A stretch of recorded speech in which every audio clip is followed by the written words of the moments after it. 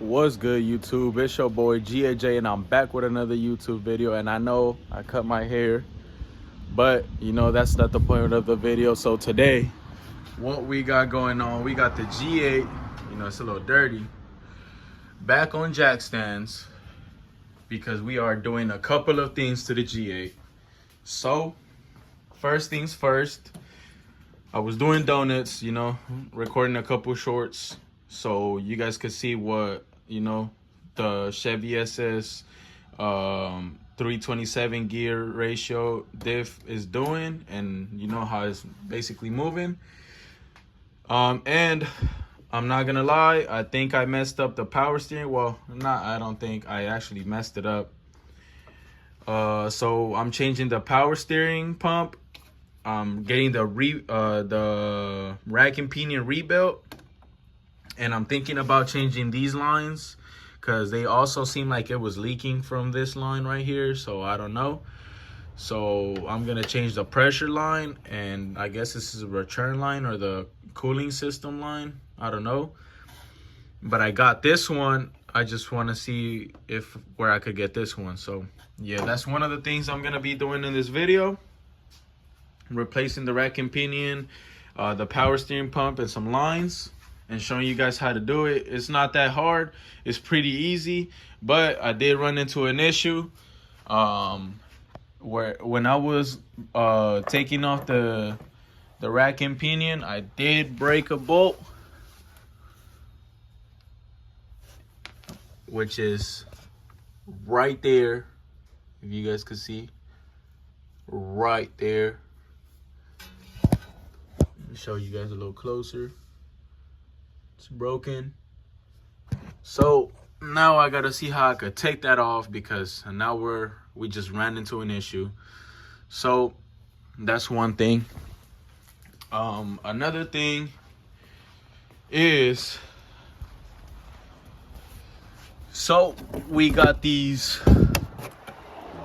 Sports Rider pedders, or pedders Sports Rider suspension shocks for the rear. As you guys can see, these are the OGA shocks and springs, but as I mentioned before, if you guys watched the previous video, you guys know that I have a Chevy SS rear cradle in this car. I just converted to a Chevy SS rear cradle, so the whole rear end is Chevy SS, from sway bar, lower control arms, upper control arms, differential, CV axles, basically everything. And these shocks are Chevy SS. Now, if you guys are considering to swapping a Chevy SS cradle into a G8, consider getting at least these shocks and putting the springs from you could either put G8 or Chevy SS shocks to these. Now, the reason why I couldn't put the G8 was because it wasn't lining up. So the kind of like the mounting points are a little bit different, because the G8 shocks are a little bit more different. The plates and stuff like this is a little bit more different. It's taller from right here. The other one don't have it, so it's a little bit different. I'll show you guys when I have them off. But I got these from Pedders specifically for Chevy SS. They're for a 2014 Chevy SS. So I got these brand new. Now what I have to do is I would put the original GA springs on it, but these are lowering springs. So I'm just gonna put these lowering springs on this. I'm gonna put the top plates and basically just swap all this stuff to this, and then just put them back on the car. But like I was saying, the reason why you guys should consider if you guys are swapping into a G8 is because, if you could see, this harness is for the shock itself. This is magnetic ride, and what magnetic ride is basically, it's a magnet. It's a liquid that has magnets in it. In the shock itself, it's not like a regular shock fluid or whatever, like compressing. I don't know too much about it, but that's what it is. And this car doesn't have the option or the electronically to swap the suspension ride modes. So the what the shock is doing right now is turned off. And what is that doing is doing the car is bouncing too much. It's not stable at all or nothing. So it's like not even compressing right. The dampers are not, like, I guess, dampening or whatever. So this is what the replacement is going to do. Also, these are not just regular shocks. These are natural gas absorbers, which are gonna give me, supposedly they said, is gonna give me a more of a sport feel. It says it right there, sports riders suspension. So it's gonna give me more of a sport feel. So yeah, I'm just gonna swap that. Hopefully it rides better. It doesn't bounce no more, because it does bounce too much and it's low, so that's pretty dangerous. And like I said, these are Eibach lowering springs on both sides. And you know, this is what it says: nitrogen gas pressurized for consistent and precise ride control. So yeah, sports rider suspension from Pedders. You know, I'm not sponsored or nothing, but whoever wants to do this swap, this cradle swap, you know, just consider doing this. Or if you get a 5th gen Camaro, maybe you shouldn't consider too much. I don't know the difference between those, but if you do a Chevy SS rear swap, cradle swap, main thing other than like harnesses and the electric parking brake, consider swapping this. So yeah, just going to drop the frame a little bit, going to unbolt 4 bolts and then unbolt the top 4 bolts from the shocks. Drop the frame. Instead of taking all the suspension apart, just drop the frame, taking these out, you know, compressing them with the tool, and you know, just swap all the parts to these, put these on, put it back on, and then just finish the front end and then test them out and see what's up. But yeah, just wanted to make a quick video and show you guys the process, and you know, also showing you a little bit of the front end as well. As of now, I am focused more on the suspension components before I get more into depth with the engine. But yeah, I mean, the rack and pinion wasn't too bad, or I don't think I messed it up, but might as well get it rebuilt and get and you know, have a fresh feel for the car. And you know, hopefully soon going to get the car aligned, because I also need an alignment. But yeah, stay tuned, and you know, let's keep working on the car. All right, YouTube, so we're back, and so this is the whole what's it called, the Pedders shocks already installed, with the top, the lowering spring, basically everything you would have to use, the whole this thing, the bumper stop that's inside the shock. I didn't record it, but I should have. Also this little seal on the bottom. I mean, Pedders didn't provide me with nothing. There is this thing, but this one's from the old Chevy SS shock. So this Pedders already comes welded or whatever, comes in there, so I think it should be fine like this. But yeah, the main top, the seal on the top, the little rubber piece, this rubber piece, you're gonna need that. You're gonna need the top, and then as you guys can see, this is where the electric thing came from. So yeah, let me show you guys the difference, what I was talking about. So look at the shock, or the upper mount. As you guys can see, this one's kind of bent in and then coming out, and then this is kind of shorter, and then this is the original G8 one right here. It just comes up and it's bigger from right here, maybe like 3 fingers. This one like maybe 2 fingers, so it's a finger bigger. And then this one goes in, and this one is like popped out.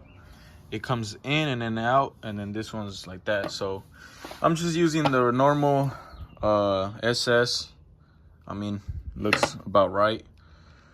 So yeah, I already got one installed with the frame lowered. I already did this side.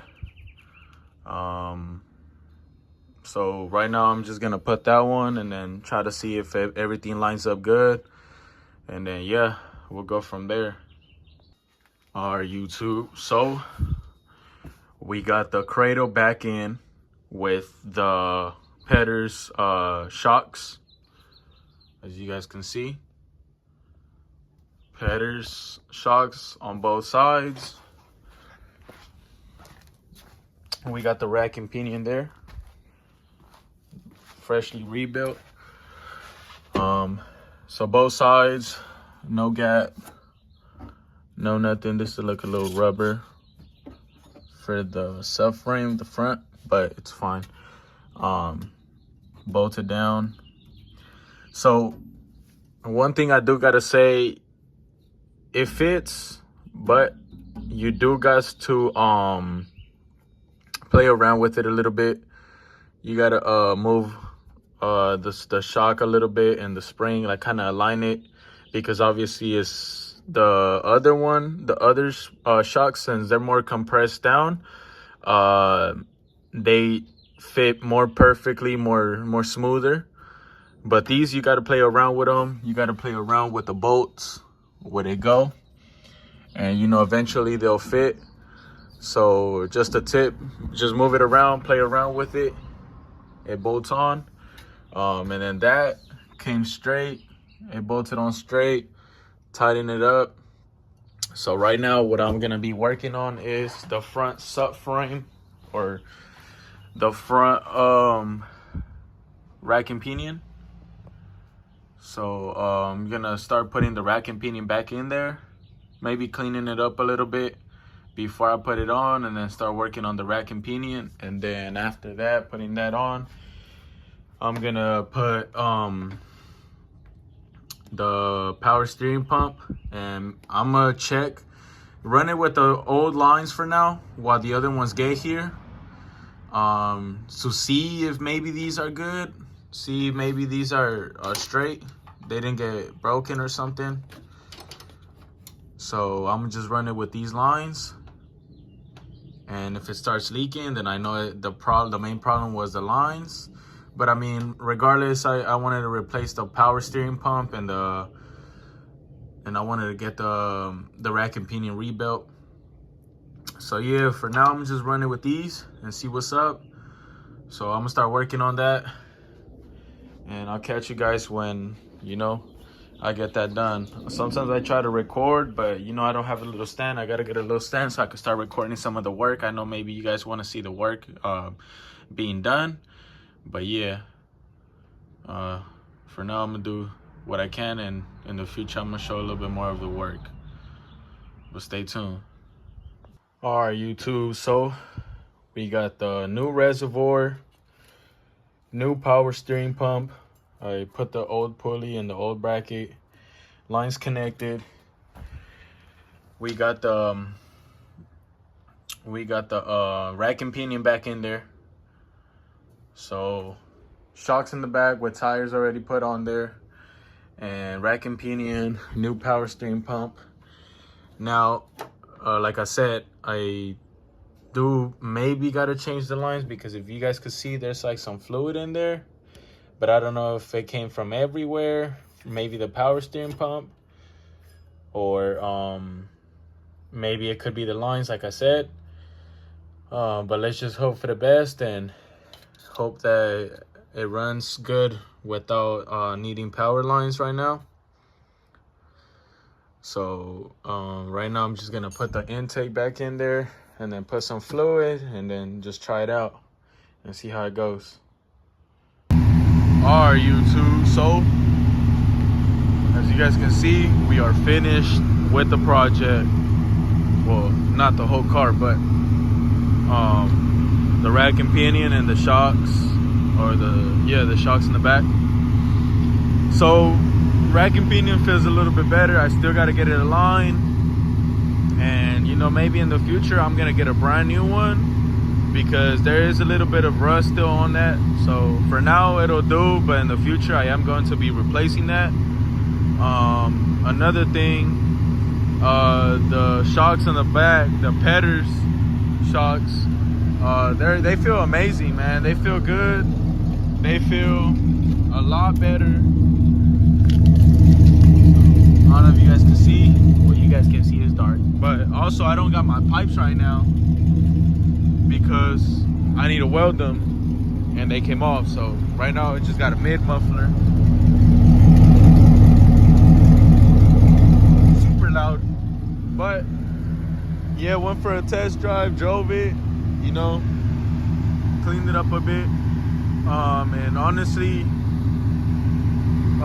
it feels a lot better. I feel a lot better handling with the pedder shocks than with what it had.